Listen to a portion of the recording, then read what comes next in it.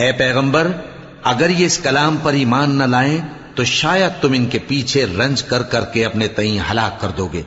जो चीज जमीन पर है हमने उसको जमीन के लिए जीनत बनाया है ताकि लोगों की आजमाइश करें कि उनमें कौन अच्छे अमल करने वाला है, और जो चीज जमीन पर है हम उसको नाबूद करके बंजर मैदान कर देंगे। क्या तुम ख्याल करते हो कि गार और लौह वाले हमारी निशानियों में से अजीब थे?